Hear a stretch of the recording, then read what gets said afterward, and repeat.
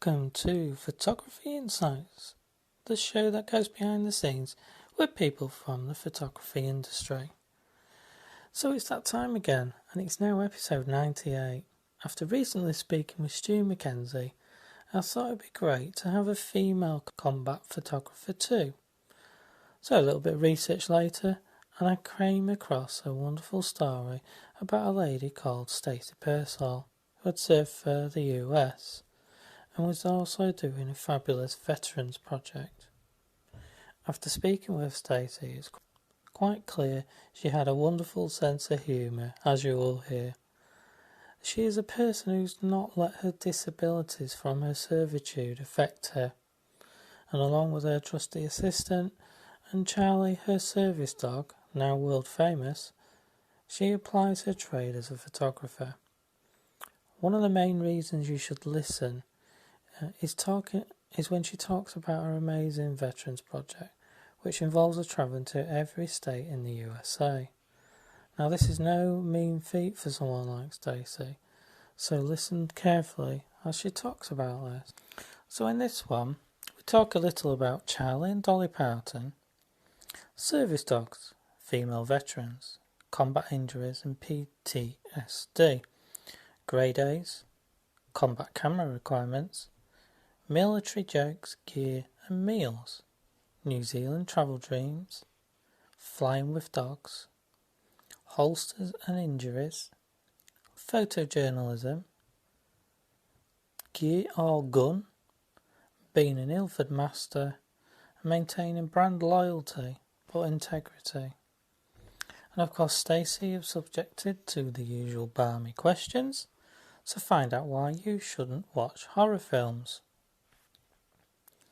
Please do listen out for, don't forget to check out the links, and you'll be able to find Stacey's website, Instagram and her own podcast channel there too.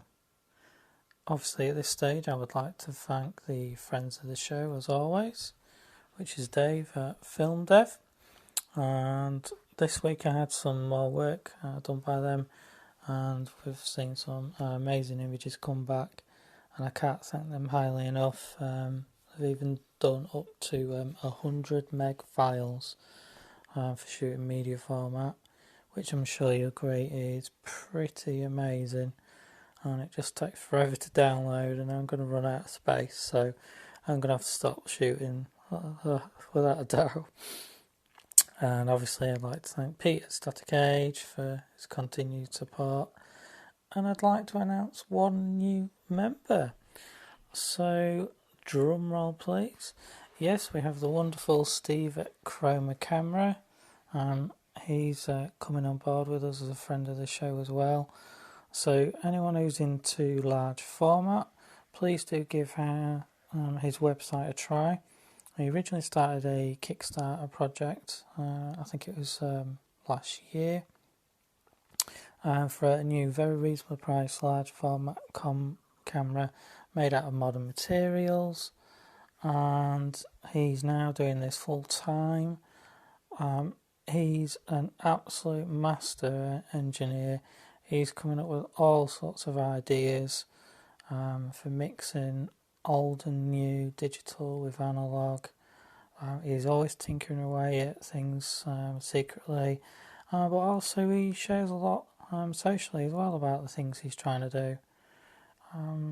He's very much open to any suggestions. You can get him online, and he's just on about expanding as well, so he's looking at taking another engineer on. So very positive signs. So welcome on board, Steve. We'll look forward to talking about you more. But for now, let's move you on to the music and await our lovely guest, Stacey. And welcome to the show, Stacey. How are you? I'm great. Thanks for having me. Thank you so much. Our listeners didn't actually get to see, but you've got two little friends with you as well, haven't you? I do. Right at my feet. They're curled up, being ever so quiet. Well, Charlie's not. He's kind of humming at me, but I do have a corgi, his little sidekick, that's sitting right next to him, and his name is Pickles. That's very cool. It's quite funny because we've watched quite a lot of films with dogs in, especially a famous corgi, and they have this very different character in the film. So I wondered if how well it was portrayed in real life. Are you talking about the cartoon about the corgis? Yes.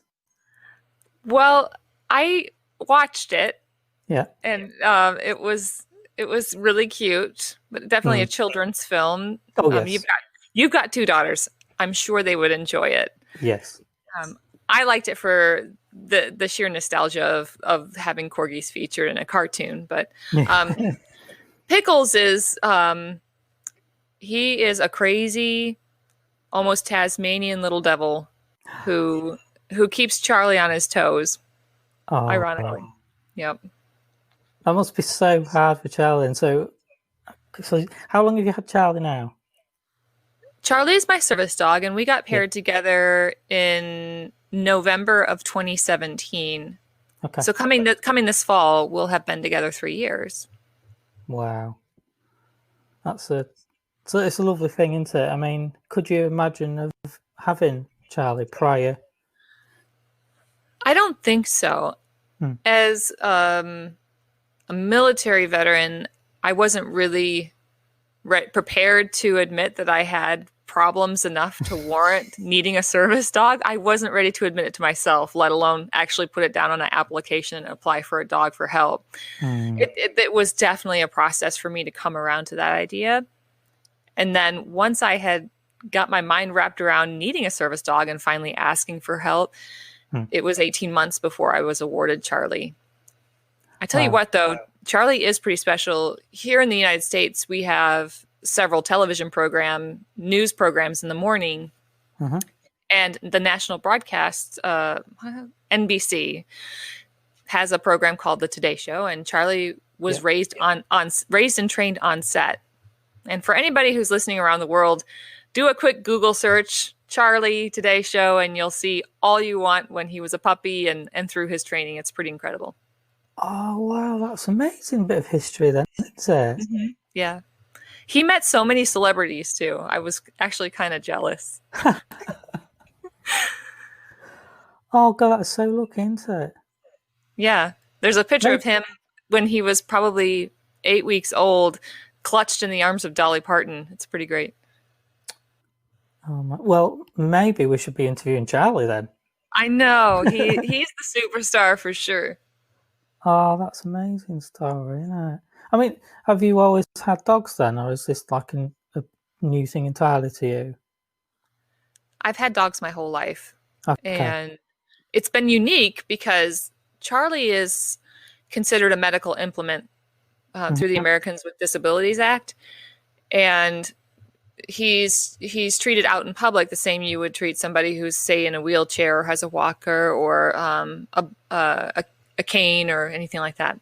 Okay. Whereas we treat our dogs like pets normally. And my whole life, I've been with dogs as pets.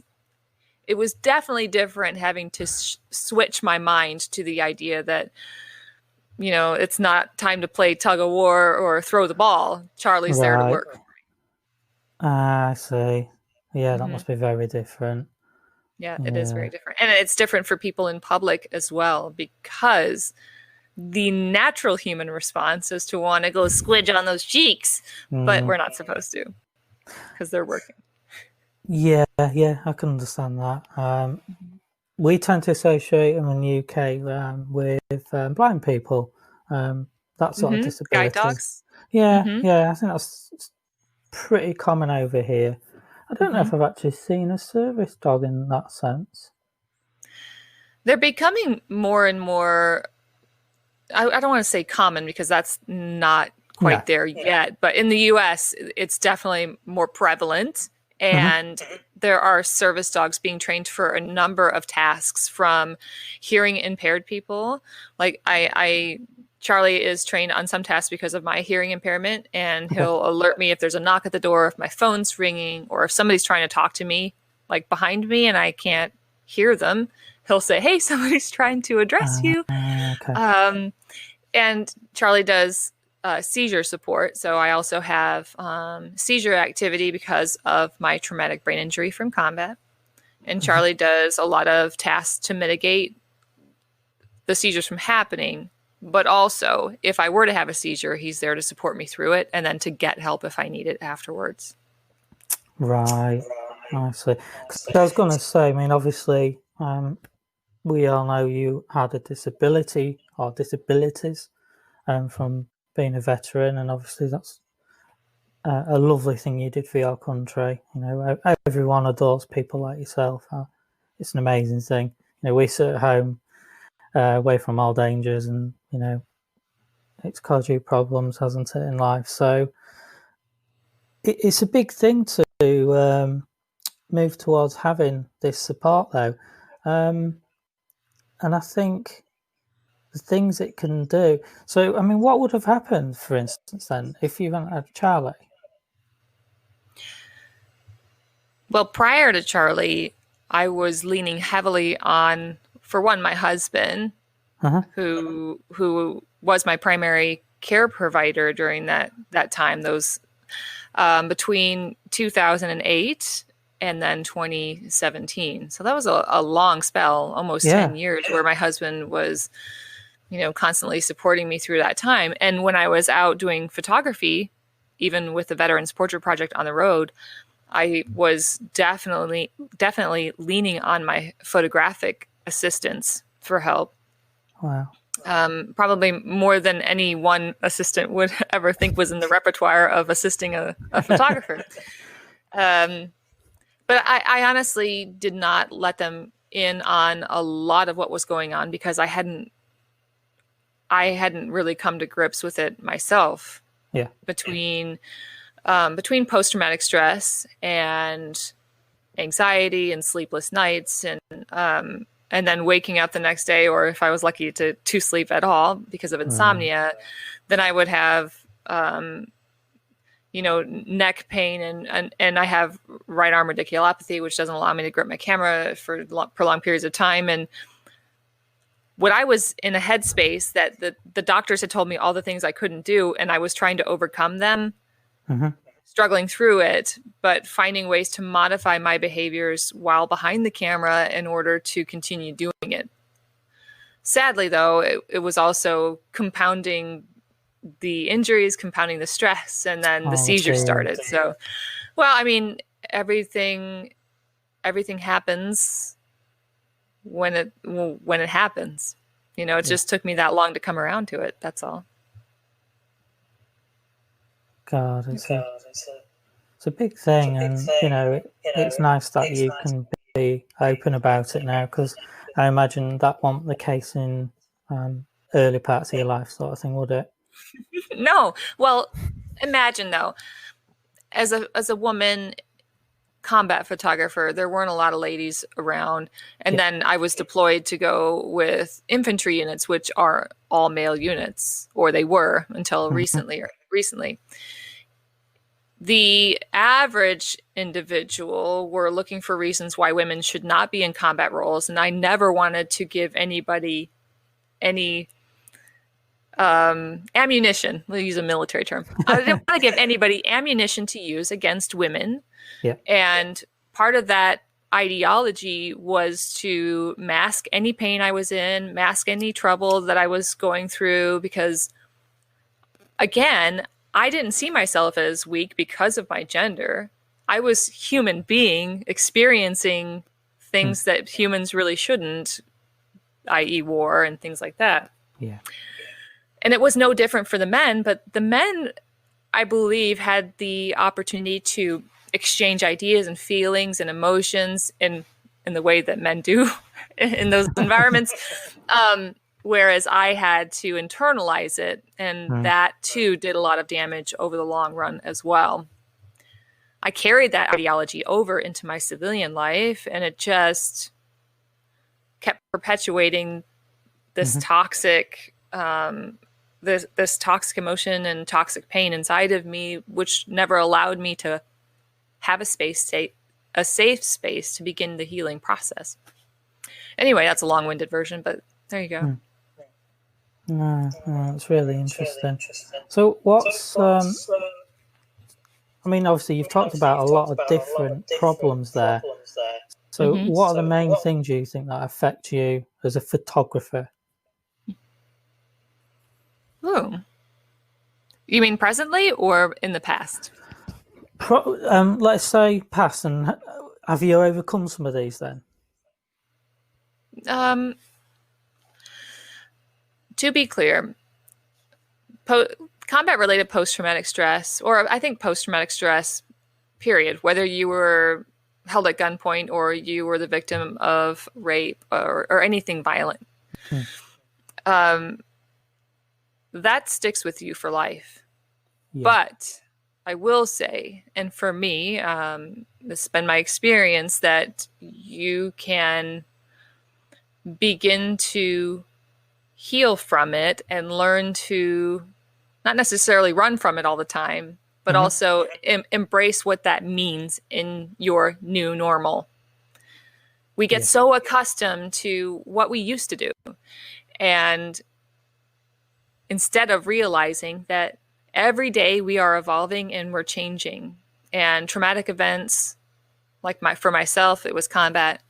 hmm, Traumatic events like that will always be in my history, and the ramifications of that will always be part of who I am. And just knowing what my triggers are and how I can work through them more expeditiously to get out of on the other side. yeah. I hope that makes sense. No, it does totally, absolutely. Because I think it's the same in any walks of life that there are some fundamental things in your life that can affect you. I don't know how honest I've been in the past with listeners. I lost my mother. I was 25-ish. So to me, I'm 45 now, so that's 20 years ago. I can barely remember taking part in anything with my mother because the memories slowly fade away. You remember the good as much as you can because you can't change anything. So Mm-hmm. why remember the past? Some things of the past that maybe weren't so memorable or hurt you, sort of thing. Um, so honestly, I was a wreck. It's affected me for life. It's affected my brother. It affected my father. It split all our family up. It was devastating. But it's made me change. I'm a hell of a lot stronger now. I had to become. I had to do a lot of things. And then I lost my father, I've lost my grandma, I've lost loads of people. So I've been the head of the house, I had to organise my own father's funeral. That was no fun. Stuff like that shouldn't happen. I've got no one older than me now. So um, I think you can learn from them though. I learned to adapt. I went through dark places and had issues, but it's a slow climb back. And the words you said, new normal, that's exactly it. Because you're not going to be who you were before. How can you be? No, a life change is just that. Yeah, It's a change for life. yeah, yeah, definitely. Um, and who you become is the important thing, and what you Mm-hmm. do and what you learn. And like you say, by being open about these things, only helps everybody. And that's something I've embraced. Yeah.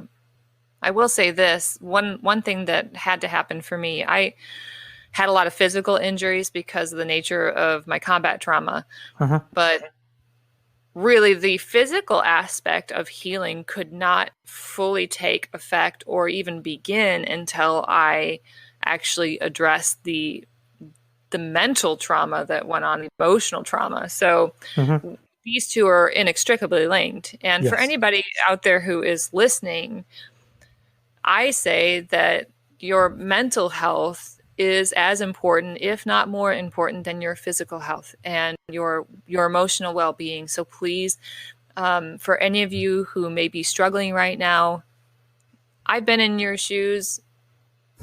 Don't give up on yourself, and in fact, I encourage you to get the help that you need, and don't be afraid to ask somebody for help.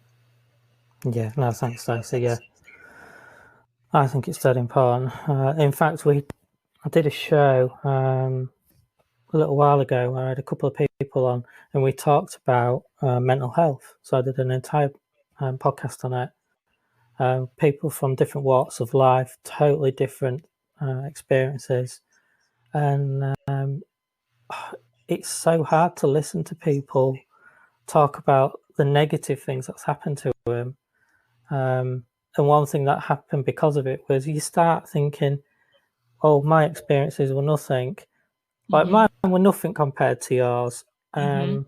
And then you have to realise it's not about levels of how bad Mm-hmm. things were, because feelings are not like that, are they? No, they are not. And you cannot compare your trauma or your experience in life to another individual's. Yeah. Each and every individual has their individual threshold and their individual experiences. If the most traumatic event that happened to you in your life was a traumatic car accident, or on the flip side of the coin, you were in a bank robbery or a train collision, Mm-hmm. each one of those are an escalation of what we would consider even more trauma. But Yeah. that does not diminish the individual who was in that traumatic car accident. That still was very, very traumatic for them because that was their life experience. So I've been through hell and back, but I do not compare my traumas with any other individuals, nor do I diminish the pain that it is inflicted on them. So that goes back to anybody, again, who's listening. Do not degrade or compare your traumas or your emotions based solely on what you know of others. Just make sure that you're staying healthy for you. Yeah. No, thank you. That's very kind. Mental health is everything. And for me, it's the same thing with photography. I mean, I've set this Facebook group up, I think it was beginning of this year, because all I've seen online so far was groups of how pretty my photos are. There's a few unique places and niches here and there. And I thought, well, I want to do something different. I want to set up a group for people that maybe just want to put something out there and talk to people. And we had a few people that had problems with relationships and stuff, and they just come on for a quick chat. And I'll say, whatever is therapy to you is fine. So if you want to come on and talk about stuff, that's fine. If therapy is, I took this photo today, let's all just say that's really nice. I'm glad you're getting out. And some people are listeners, so you'll never hear them commenting or liking. And I had some lovely comments about that. And I thought, it's one tiny little thing that helps. And if it's one person, that's great, isn't it? Yes, absolutely. Yes. And it's a start. That's the main thing for me, to be honest. Because I've noticed when I used to do a bit of street photography that my mood really affected my shooting. Mm-hmm. So I've learned to embrace that now. And if you want to do, I love my architecture. I'll wait for a nice day. I shoot film. I want lots of light. There's no point going out when it's grey. And I'll go often quite by myself, and I'll walk for miles. I'll find a building, I'll shoot it, I'll walk off. I'm literally bang, bang, bang, and I'm off. Because I know what I want. I can see the building from so far away. I know the angle I want. And I'm so focused, and I have a fantastic time. If someone approaches me and has a quick chat, fantastic. So I was going to make a joke in there that you were saying that you don't like to shoot on gray days. I'm like, don't you live in the UK? Isn't nearly every day of the year gray? yeah, you've caught me out there. Yeah, so I don't go out very often. There you go. Once a year. Yeah, once a year. Yeah, once a year photographer. That's an idea, isn't it? Yeah, there's a blog. No, it's definitely probably more grey, but summer. I mean, like today, We've had blue skies. I think we had blue skies for like 3 months. It was just been amazing. Like first part of COVID, it was just hot every single day. We were so lucky we could go outside in the garden, and then start doing a little bit more. So that was something. I mean, obviously, we need to delve into a little bit of your photography that you've done from your career as well. Sure.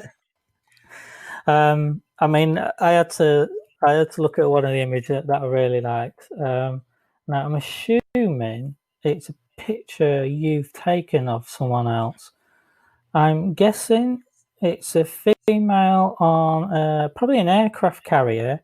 They're probably a pilot wearing a mask down, and they're looking down at a camera, sort of on their hip, like looking, and the visor's down.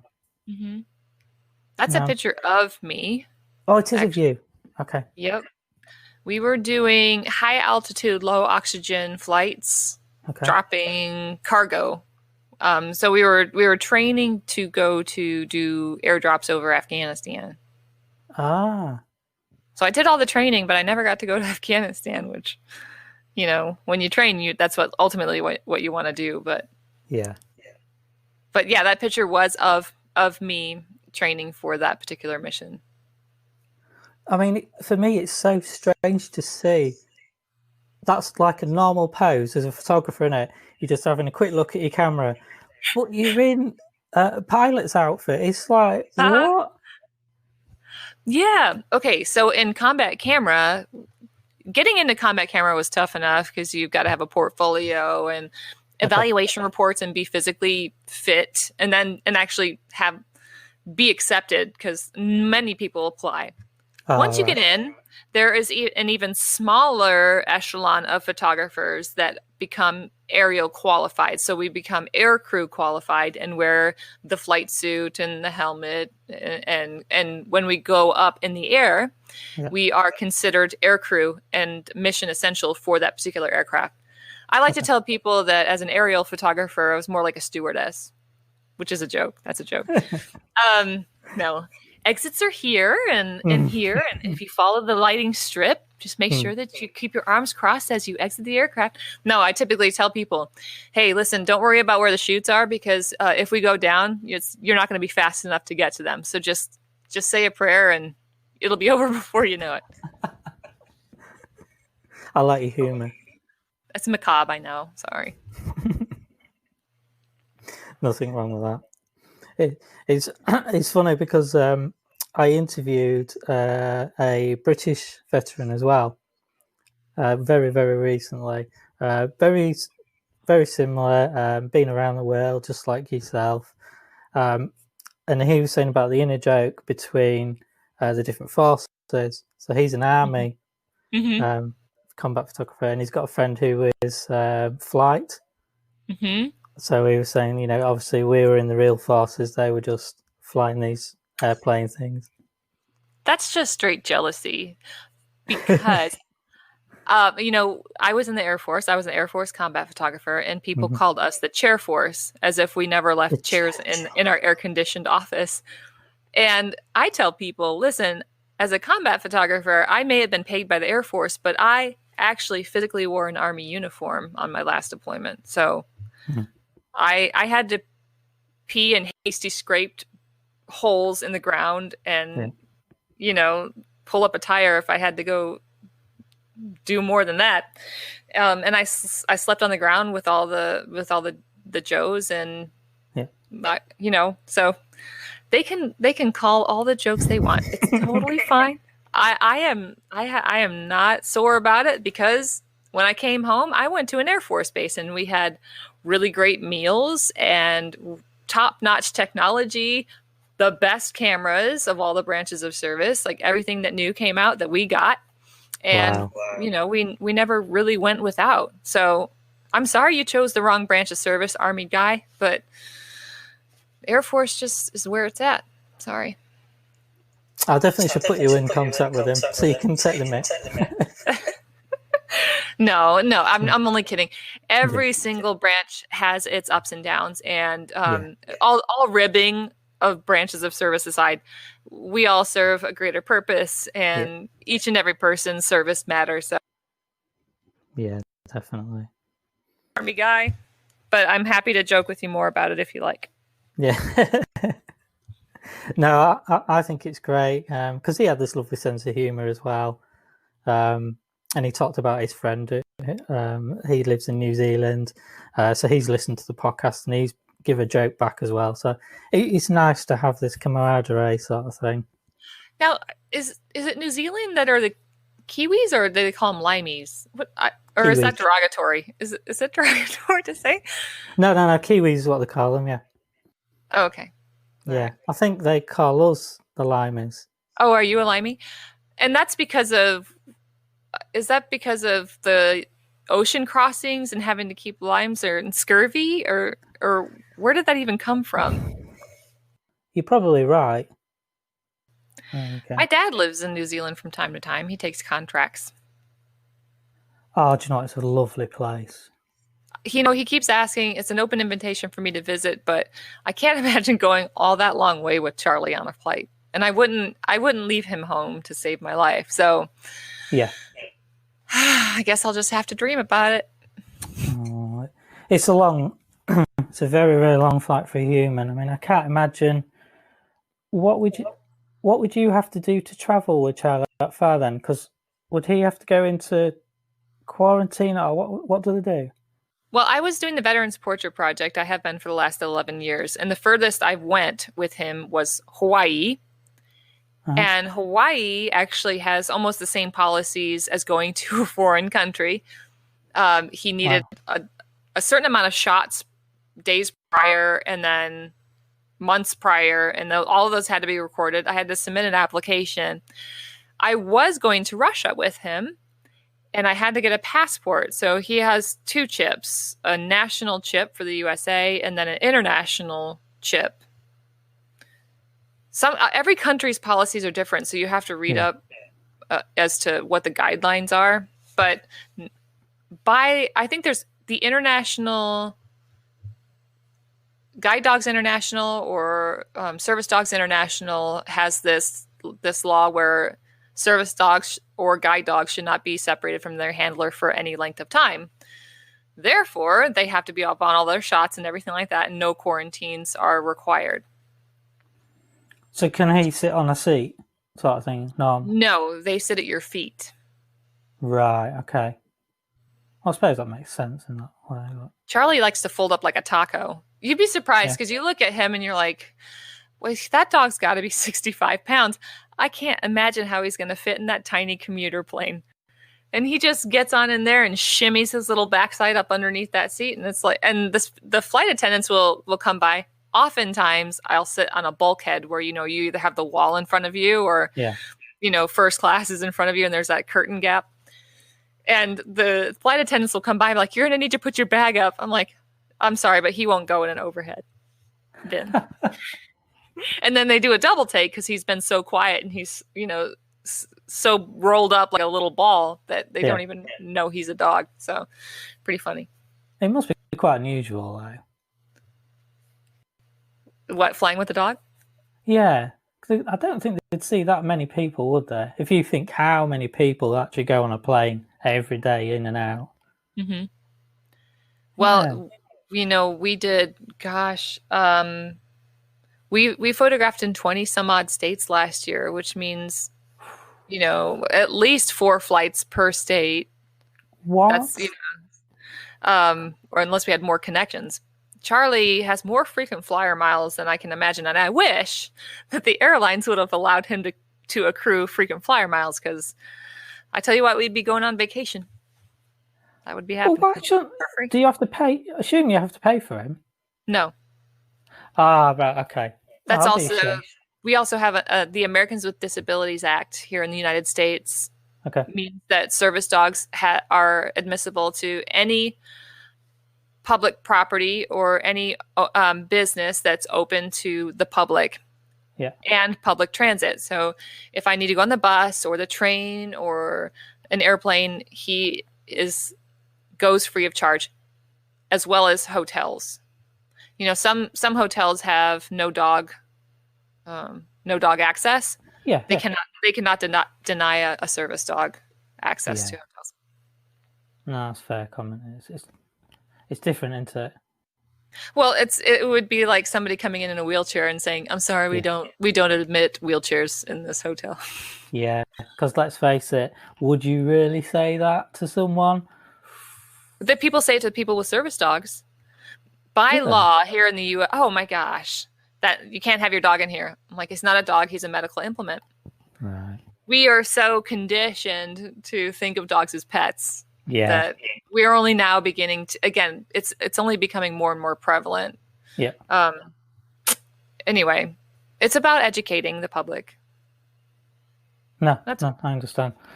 I mean, obviously, one of the things we keep mentioning here is your veterans project. I mean, obviously, it was the biggest thing I could see, and I think it's an amazing thing what you're doing. I love these idea of projects. Where did this idea come from then? okay. There was multiple things happening all at once, so multifactorial. Hmm. Basically, when I was in Iraq, I lost some good friends, and after they died, some of the other soldiers came and said, "Hey, can we get the pictures that you took of them on these recent missions to send back to their families?" Hmm. And some of the soldiers I had pictures of, some of them I did not. The thought had occurred to me that just like myself, every morning I'd wake up and say, "Okay, today could be the day I die. Hmm. Moving on. Let me focus on the work." With that idea, I began to take portraits of the soldiers before we went out on missions in case they didn't come back. And I Right. began to call those the last living pictures. After I came home, uh, the combat injuries that I sustained while in Iraq started the end of my career. And the doctors were talking about not being able to stand for prolonged periods of time, hold anything over 5 pounds, basically not be able to take pictures anymore. Yeah. And I got in a really dark place. The military medically retired me. I wasn't a photographer anymore. I wasn't a photojournalist. I wasn't a lot of things. And I thought about suicide at that time. And I think what made it worse was the veteran community didn't quite accept me either. I was 27 years old, didn't belong in the military, didn't belong in the veteran community, didn't belong in the civilian community. Where did I belong? Yeah. I spent a lot of time languishing over that. And when I'd go to the VA to get my health care, a lot of the guys were like either catcalling me or telling me how hot I was, or asking me if I was there to bring my grandpa or my dad to his doctor's appointment. If you were to look at me as a young female, most people don't think of veterans as my face. Like I'm Yeah. not what people think of when they think of veteran. Mm. It was frustrating. Example, sorry, I get sidetracked. I'm sorry. Example, I was at the Veterans Administration Hospital, and I had been waiting a couple of hours past my appointment time, and the Red Cross had cookies and soda stand set up. They were giving them out to the veterans who had, like myself, been waiting a long time. I walked up to grab one and had my hand swatted away and said, "Those are for the veterans." It's like, I think that pretty much sums up my initial experience of being a veteran. Yeah. Another time I was waiting and an elderly gentleman came and sat next to me. Older gentleman, much older, maybe late 80s, early 90s. And I could see him staring at me. And I was just getting really angry. And, I feel like if I were to be in a movie, this would be the scene where that little cartoon devil pops up on one shoulder and the little angel pops up on the other. And I'm in this moral dilemma. Do I scream at him and rage at him and unleash holy hell because of all the pain and anguish I had built up inside of me over the mistreatment of myself? Or do I resort back to the person I know I am deep inside and just ask him, was there something I can help you with? And that's what I did. And it was really the window of opportunity he was looking for to share his story. He was a World War II veteran, survived D-Day, liberated a concentration camp, and had been volunteering at the VA hospital for 40 to 60 hours a week just to help out other veterans like myself.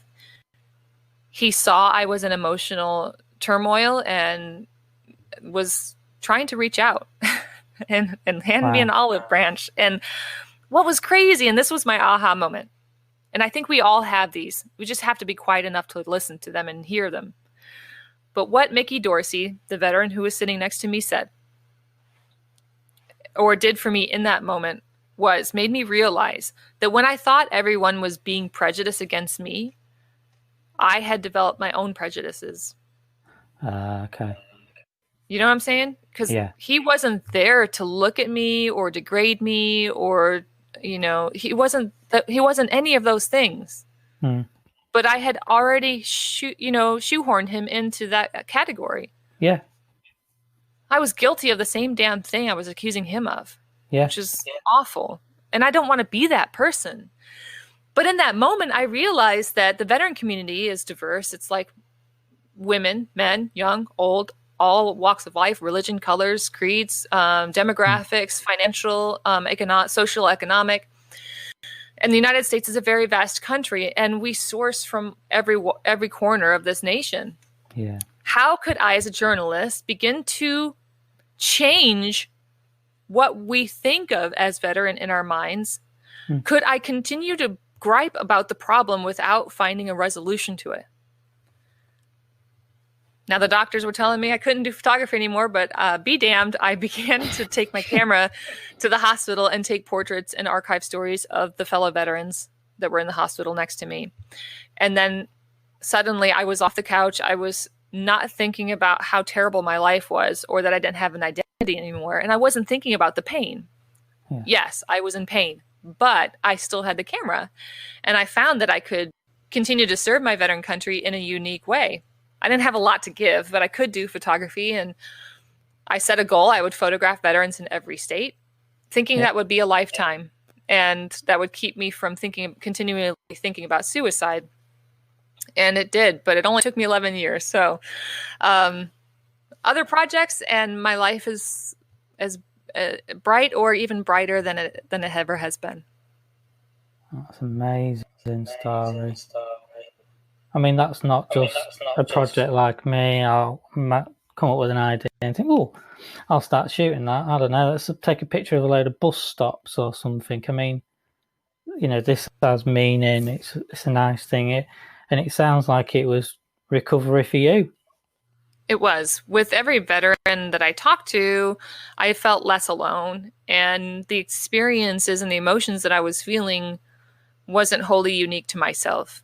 And I think that we as human beings, we just need to be heard and validated and supported. I think that's what we're all seeking. And that's what I really needed. But I needed it from the community who would understand. And I tell you what, they with every portrait that I took, it was putting that puzzle back together for me. No, that's cool. I mean, when you've been shooting all this time, though, I know initially you was obviously talking to people. Do you still get to know the people and the stories, or is it you've got too many people to shoot and it's just bang, bang, bang? I try to schedule myself that I have adequate time to know everybody. Right. I think if I get wrapped up in just getting through the volume of people, then it kind of negates the purpose of the project. Yeah. Even if I will shoot for the Veterans Portrait Project for the rest of my life, this will be a lifelong project. Yeah. So I'm in no rush. If I didn't photograph you in Indiana, trust me, I'll be circling back. I'm not going to stress out about it. No, I mean, the thing is, how big an area are we talking? Are you literally talking of every state then? I went to every state. My, like I said, Hawaii was the furthest. I went to Alaska. I went to 2 cities in Alaska, and Pearl Harbor in Hawaii. I'm trying to think. Portland, Maine was the furthest northeast for me. Like that was, and then how far did I go down? Miami, Tampa, St. Pete, Florida was the furthest south, and then Galveston, near Galveston, Houston, Texas. Oh There's yeah, Charlie shaking. I can see him. Can you see? Um, San Diego, California. Oh, yeah, of course, Hawaii. But anyway, all over. We went all over.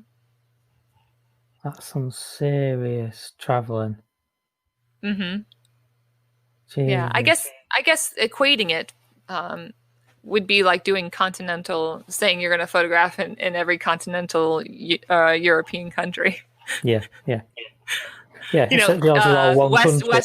west of Russia. You know. I mean, that's Okay, today we're incredible. going to Romania, and then we're going to go to Lithuania, and then Yeah, yeah.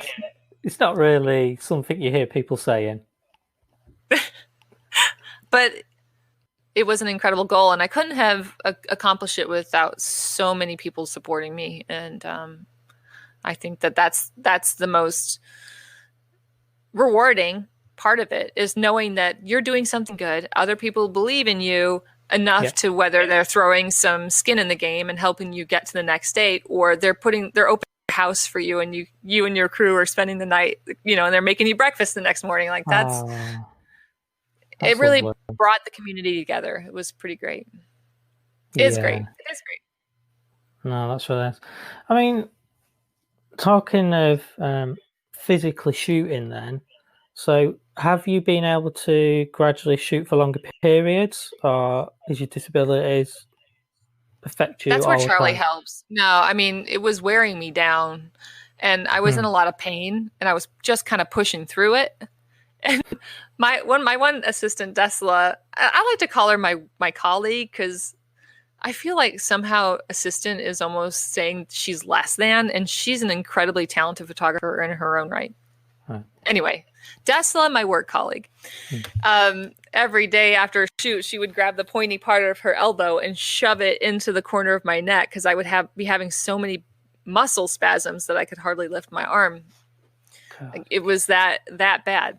But Charlie and I have modified one of his tasks so that he supports the weight of my camera. And what I'll do is I'll kneel down on a gardening pad, just a piece of foam, maybe two piece of foam. And then Charlie will center himself standing in front of me, and I will brace my elbows on his shoulder and his hips, and he'll carry the weight of my camera so that I can continue to shoot longer. This is amazing stuff.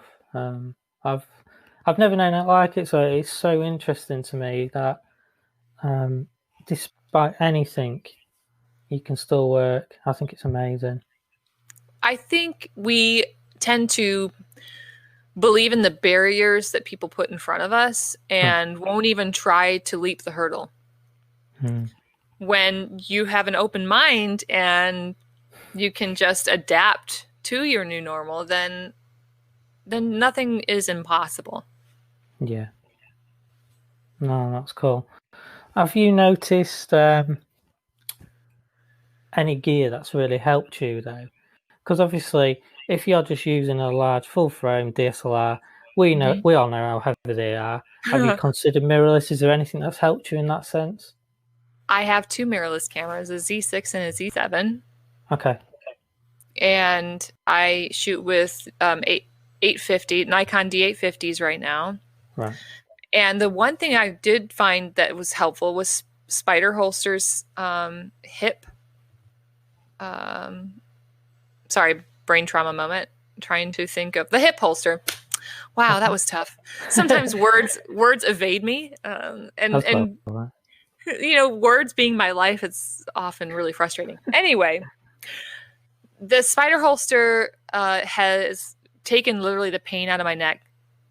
Instead of carrying the weight, like having a camera on one shoulder or around my neck, and then my other camera, because I shoot with two cameras at a time, so I don't have to switch lenses out. Having just be able to pop it right on my hip in the holster has saved everything. It's everything. Spider Holster, y'all, check it out. No, that's cool. I know a few people use similar things. But the mirrorless are a lot lighter. As they begin to grow the lens selection, because the Z series lenses are still being released. I still use my F mount with adapters on my Right. mirrorless. Yeah. So that hasn't really changed much yet, but it will. So that's probably a future thing for you then, you think? Absolutely. Yeah. Because I that should mean, save you a lot of weight.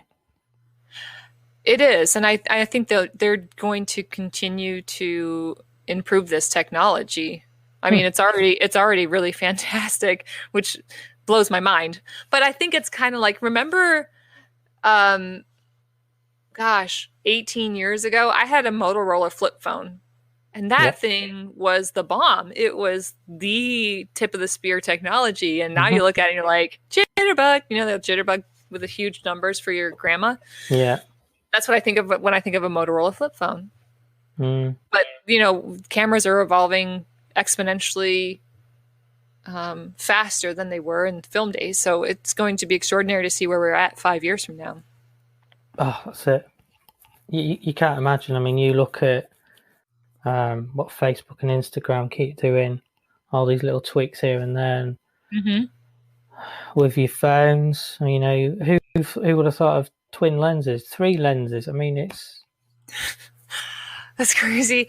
Yeah, I got a new iPhone the other day because I totally shattered the glass on both sides of my old iPhone. I had the iPhone X. Oh my gosh. My husband says, you want to test technology, send it to Stacy, she'll kill it. Yeah, anyway, so I was forced to get a new phone. But when I got it, I was like, well, this thing has how many cameras on it? And a flash? What the hey? Anyway. But you can understand why people are doing like projects on the iPhone now.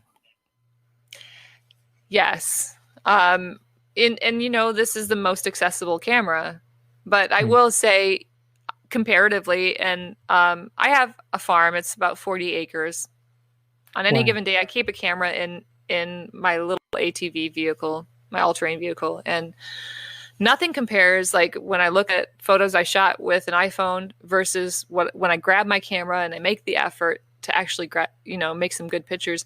There's no comparison in my mind between the quality. And I think too, when I actually get a camera in my hands, my mentality switches as well, because now I've genuinely committed to making pictures because the camera's in my hand. I hope that makes sense too. For me, it's transformative. It changes my mindset.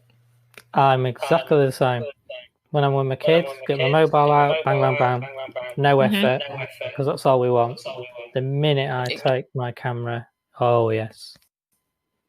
And especially because I shoot film, so like even tonight we went to our local park, and I took my film camera. I ain't shooting loads of photos. That cost me money. So, I have to really time it well. And I was doing, trying to get them on the swing at the same time. And it's like trying to get the focal plane for swinging. I've never been able to do it. Are there any tips? Yes. My suggestion there, put your camera on a tripod. And the thing is, I rarely ever use tripods. So this would be the one instance where I would put your camera on a tripod. And then what you're going to do is push one of your daughters, like swing her, and see at what point will you be photographing her as she comes into that compositional position you want her. Yeah. Then what you're going to do is draw an invisible line straight down and mark an X in the dirt where she's going to be coming into the focal plane. Set your camera to manual focus and focus on that X. Then you wait until you see both of them coming into that focal plane and then shoot. Yeah, that's great. Yeah, mark the floor. Yeah, that's easy to know. There's loads of branches and leaves and stuff about. Thank you. I'll try that. Try it. Are you shooting film? Yes. Is that what's happening? Yeah. So your latitudes, yeah, I think that would be that's where I would start. That technique. It's all about balancing. I mean, in theory, you could just use your aperture ring to read your distance as well, I suppose. because that'll roughly tell you focal length, won't it? Yeah, but you're still going to run into, yeah, you might still run into some focusing, soft focus problems. Oh yeah, because you're still going to be close. Mm-hmm. Because I'm only, only shooting 50 mil, so it's not like I'm going to take a big lens and stand far enough back not to worry about these things. But yeah, because I've done a few moving shots. I've done a few when I've been on a scooter, and I've followed them, and it's a little bit easier because you tend to go straight on scooters, so I can just slowly adjust my aperture and I'll just get it right on all the focus in it. I managed to get a couple, but they're certainly not sharp sort of thing. But there we go. It's all practice, isn't it? Well, having experience on fast moving targets, if you can study where the action is coming to, if you're instead of chasing it and you pre-focus and let it come and let the action come through you or to you, that's a lot easier in the end. Yeah, I think you've had the experience, haven't you? Yes. Just slightly. I mean, it must be so different shooting people, fellow soldiers, and one of the shots I really liked as well was like it'd be like a sunset with a silhouette of a load of people loading up like a big like Hercules, and you just are walking up the ramp. I quite like stuff like that. Thank you. Yes, I took that picture in June of 2003, and that was the tail of a C-17 cargo aircraft. Yeah. On the tarmac of the Baghdad International Airport. An Army soldier had been hit by a roadside bomb, and they flew him in via helicopter to catch the last flight out that morning so he could get to Germany for surgery. So that's him being loaded. Ah, right, okay. So there's sentimental, emotional stuff even with things like that. Every picture for me has a whole story behind it, and there's not enough time in the day, frankly, to really drill down on every one of them. But yeah, I ran out, laid down. I only had just a few seconds to get the picture because the engines were already running. And I laid down to get the separation underneath the Humvee that had backed up to the cargo aircraft, and got a couple of shots, and then ran right back, and we took off right after. Right, quick. So you were on it with them. Okay. Yep. Right. It's so interesting to hear, the different things you have to shoot as when you're in the forces, and the other guy in 2D saying it's very much it's quite the opposite. He said of like civilian photography. He says you're pretty much told where to go and when to shoot. That was sort of his experience. You need to be out on the field. Go now. Well, I think we had some autonomy from a U.S. forces standpoint. They would say, okay, your area of operation, let's use my last deployment, for example. They said your area of operation is Diyala province. We were dropped out in Diyala province and seeking out the stories with all the army units. They didn't know us from Adam, so we had to go make the introductions and find the stories. It was definitely different. So we were generating our own ideas and stories and transmitting pictures back. Unlike civilian journalists, so we had a couple of civilian journalists from New York Times and Newsweek and Time magazine when all of these were still in print.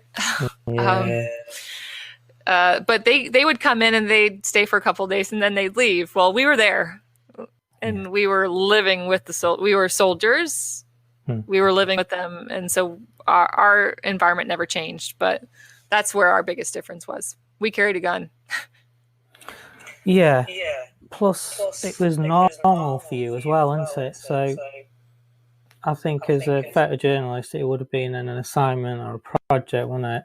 Whereas you, it's just everyday life as well. So do you think your fellow soldiers just treat you exactly the same? Not initially, because we were outsiders.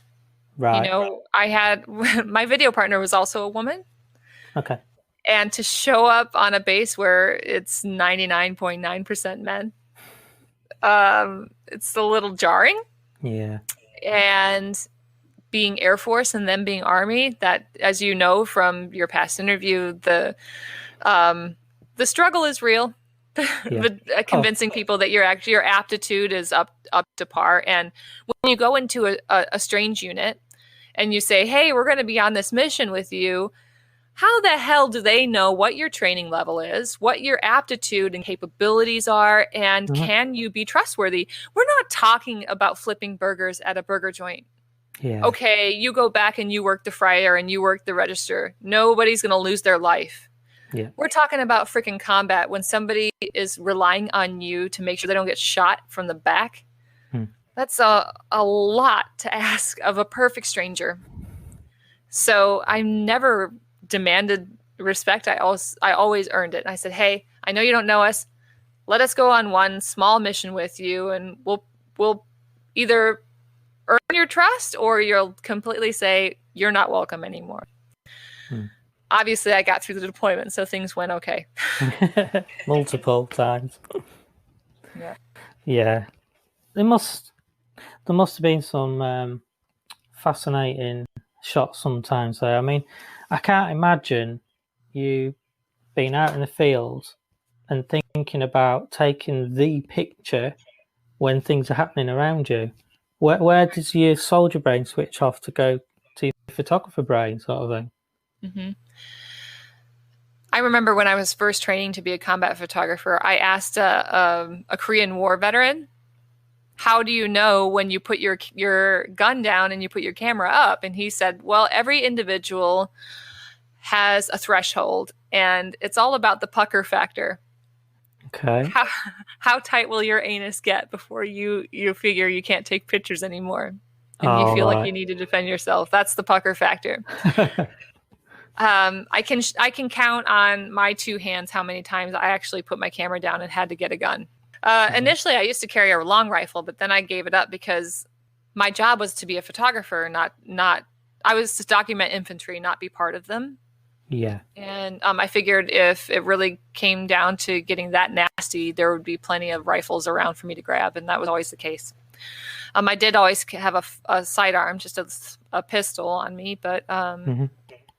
but anyway, yeah. I would also say the camera itself is like blinders to a racehorse. Hmm. You put blinders or blinkers on a horse so that they do not get distracted and they focus solely on moving away and the threat. You know what I mean? Yeah. And the camera, whatever millimeter lens I had on that day, that's solely where my focus stayed. Okay. And if bombs were going off to my left or right, or if there was a sniper on the rooftop, or if there was a gunner behind me, I would never see it coming. Hmm. So every day I woke up and I said, "Okay, today might be my last day," and Hmm. I had to resign my fate to that so that I could focus on just taking pictures. I know it sounds insane, Yeah. but that was how. But then, that was your job as well, wasn't it? People have to remember it's still a job as well. Yeah. And you have to do as you're told at the end of the day, don't you? Yeah, I mean, at the end of the day, my job was to take pictures, and if I came back from a mission without them, then what the heck were they paying me for? Yeah, Yeah. exactly, yeah. Yeah. And it doesn't matter what role you'd be doing. It's the same, soldier didn't do his job, he was in infantry or whatever. Yeah, you've got to do it, and it's the same in any walk of life, isn't it? My boss will say the same thing to me. You're here for 8.5 hours a day. If you don't work for 8.5 hours, you make the time up. There's all these things. That's what real world's about, isn't it? We have to rely on people to do stuff. That's Yeah. what it's all about. I mean, obviously your record stands for what it is. It's amazing. You've got your Bronze Star and your Air Force commendation. I mean, that's fantastic. It really is. I think the final thing I wanted to ask you was, obviously you're doing printed work for your veterans as well, and I noticed you were Ilford Master. Yes. I mean, how does that happen? Because to me, like, Ilford is a British company. I don't know how well known it is in other countries, you say. Oh my gosh, Ilford's huge here in the USA. Oh, okay, cool. And I would argue that, I mean, next Ilford stands right up there for me with any other big paper producing company, whether that's Hahnemühle or Epson, etc. And for my relationship with Ilford actually started with a gal who was her name is Brenda Hipsher.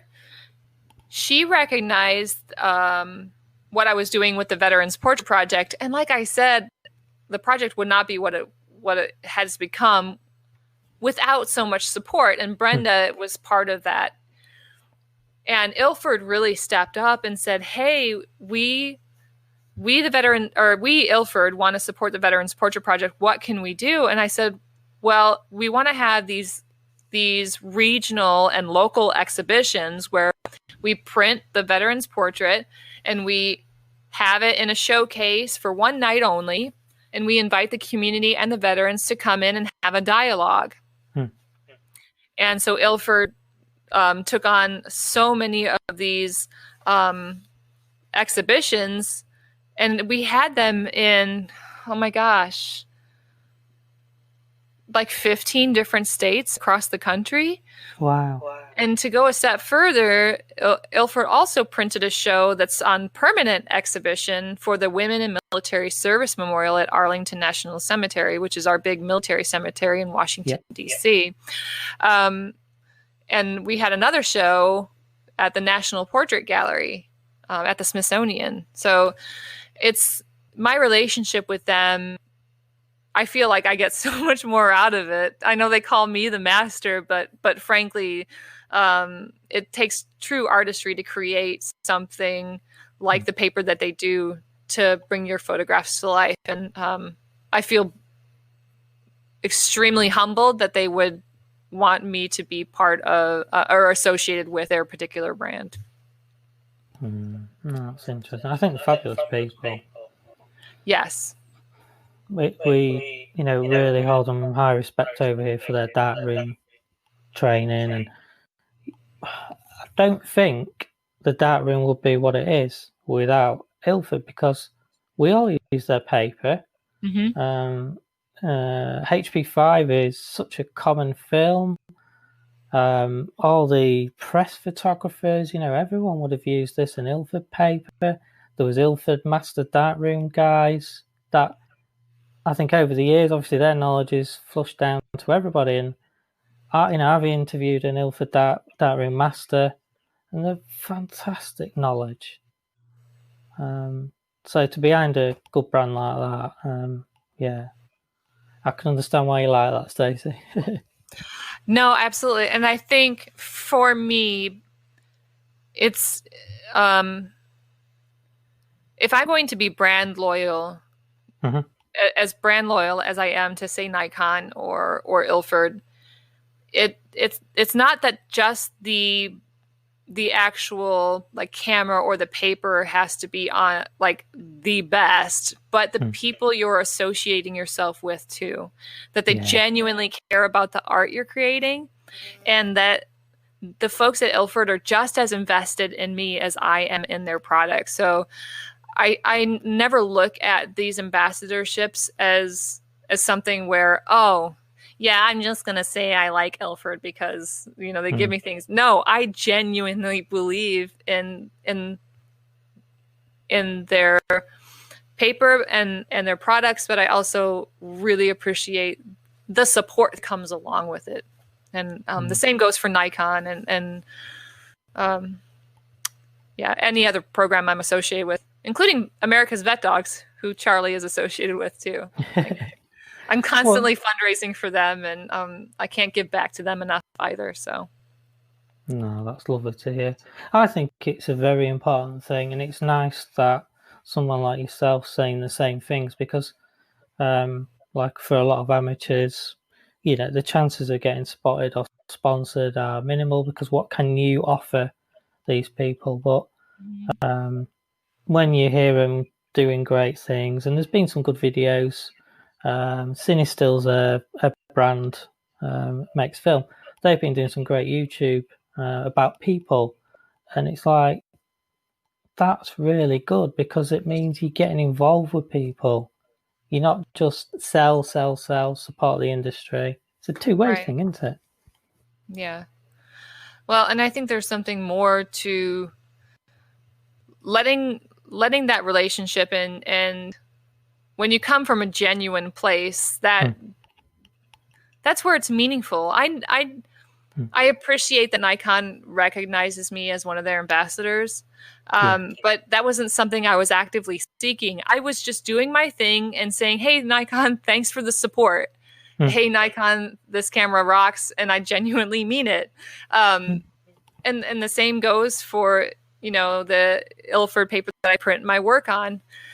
All of these things, and I would encourage anybody who's out there, just be true to yourself and true to what you're doing, and other people will believe in it, believe in you, and believe in the work you're doing.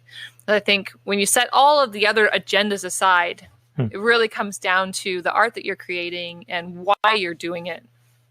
Yeah. That really matters. Yeah. That's really nice. It's something so many people say to me, and it's something I really do take on board. So for me, these interviews are a learning experience, and I think I gain a little bit of knowledge off you all. Well, I just for full transparency, I don't know everything, so take what I say as a grain of salt. But this has just been my experiences. So. But then that's what everyone is. I don't think anyone can say anything different.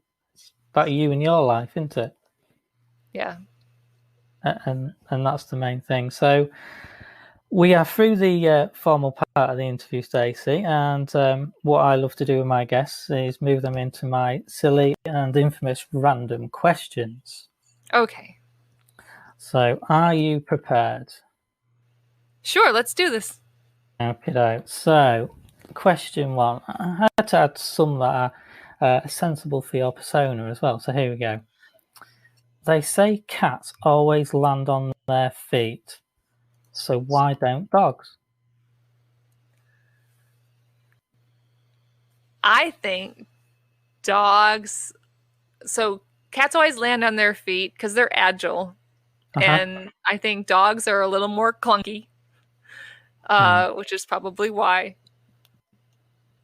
Yeah, so they end up with a broken feet and accidents and stuff. Yeah, no, that's cool.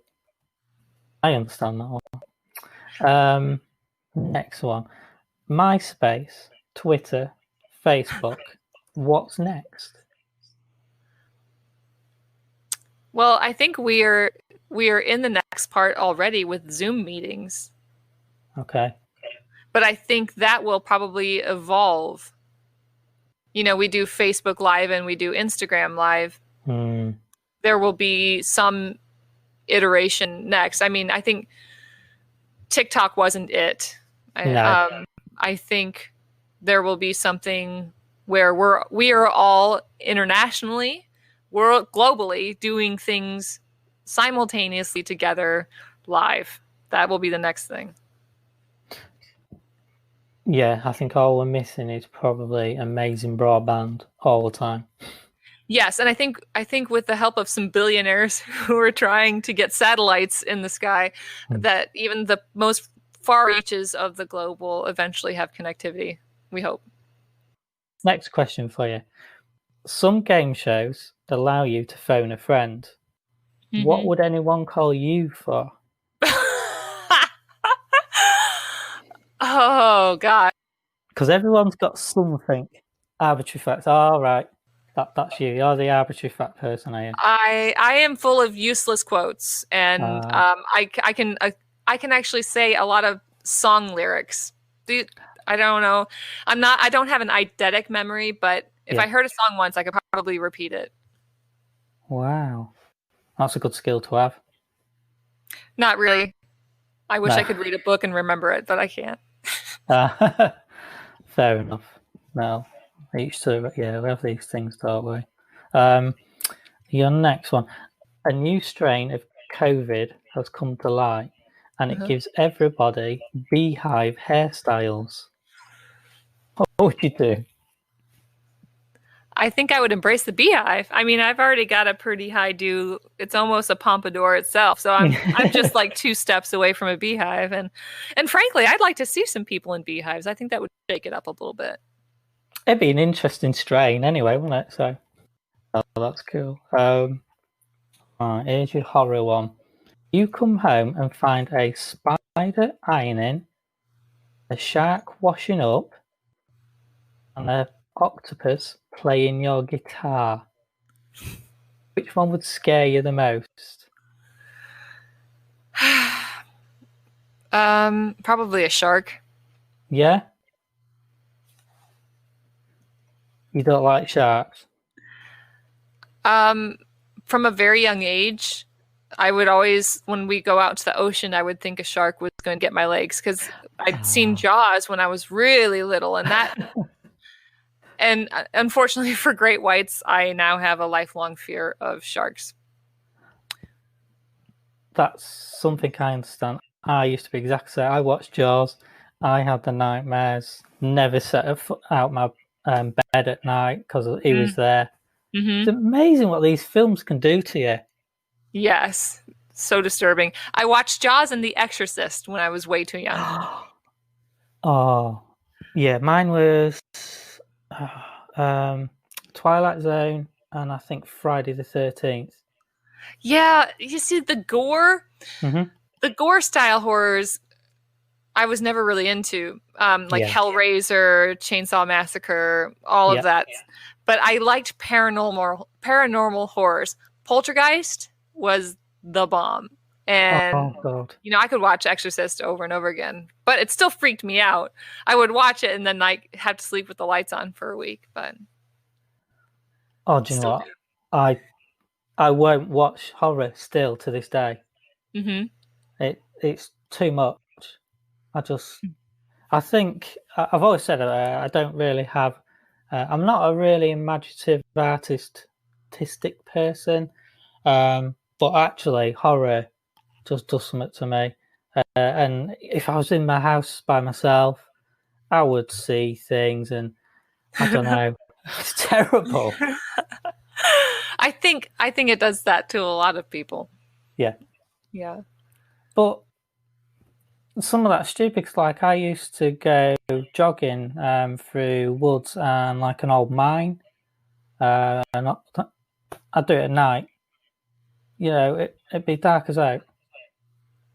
I would never ever be scared. Don't get robbed or murdered. Careful. Yeah, we were young and stupid. Wow. That was the 90s. Well, I mean, I guess I used to play on a Power Hub box. That used to be the place to, like, it was the home base for tag and things like that when I was a kid, and probably one of the most dangerous places you could hang out. But you know, we do stupid things. We don't really know what that is. You know, mom or dad says, "Don't touch the burner; it's hot," and you're like, "All right, touch it." Yeah. Yeah, it's one thing about being a parent. You sort of see your parents sometimes think, "Oh God, they told me this stuff." It's awful, honestly. Well, anyway, thank you so much for going through those. That was good fun. Thanks for having me. It's nice chatting with you. No, it's been great to have you. The only last couple of things we need to do, can we tell everybody where to check you out online, etc.?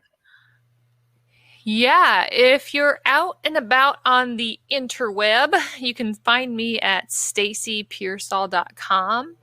And I've also got my social media links on there, and you can check out the Veteran Supporter Project. That's STACYPEARSALL.com. And you can also hear me pontificate about life every week with my podcast, which is called Everything Stacy. And if you want to check that out, it's everythingstacy.com. Great stuff. Thank you for that. I'll obviously put the links in the show notes for you and on my website. And the final thing, Stacey, is I do this pay it forward scheme. So is there anybody you can put me in touch with that you think can make an interesting guest? Oh my gosh. Do you have enough time? Because there's quite a few people. I know. This is the thing. Everyone says it's so hard. Now, my biggest thing is I like variety because I think it keeps it interesting. Mm-hmm. So anything niche would be fantastic. Okay. Well, I think, do you want to stick with women? I think it's a great thing. The more women, LGBT, everything really helps, to be honest. Excellent. Well, there's a couple of women that come to mind. One particular that I think is really, really fantastic. Her name's Lisa Zunzanyika. Right now, I think it's important that we continue to push and bring forward the voices of women of color here in my country, particularly. Yep. And she's been doing this wonderful project about women of color in the Atlanta, Georgia area. Okay. She and I were in the service together, and she was the first Black female photojournalist in the Air Force. Wow. Pretty extraordinary woman. But that said, I do know several other women out there. There's my fellow Nikon ambassador, Sharmi Pena. She lives up in New England and does weddings, and she's a wedding photographer. So that's a whole nother genre. Somebody asked me, would I ever shoot weddings? I'm like, no, I've already been to combat. I don't want to do that over again. So bless their hearts, anybody who wants to do weddings. But anyway, I'd be happy to link you up with so many women who are doing really great work out there and interesting work. No, that's great. Yeah. So, thank you so much. Please thank Charlie and Pickles for me. They've been very good. Good boy. It's dinner time, so they're humming at me even more loudly. You can hear them shaking around. They said, get off your butt, Mom, and feed us. No, I really do appreciate your time. It's been really nice speaking to you, and keep with that project. You take care. Bye.